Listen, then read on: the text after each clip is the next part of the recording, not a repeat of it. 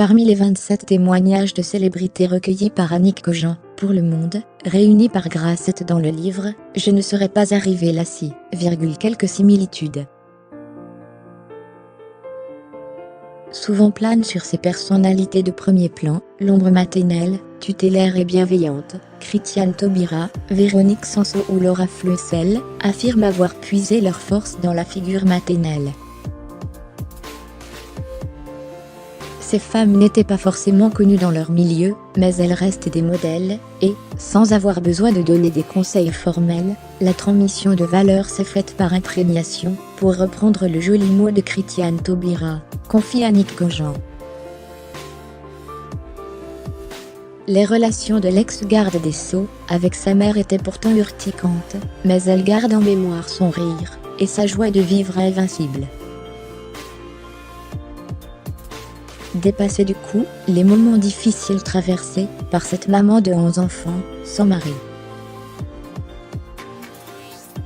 Elle avait dû arrêter l'école à 14 ans pour s'occuper de sa fratrie accueillienne, lorsque sa propre mère était morte, et était devenue aide-soignante à force de volonté. C'est grâce à elle que Christiane Taubira avoue n'avoir peur de rien. Elle évoque aussi sa disparition, lorsqu'elle avait 16 ans. Un cataclysme, c'est l'univers, qui s'écroule dans un fracas de fin du monde.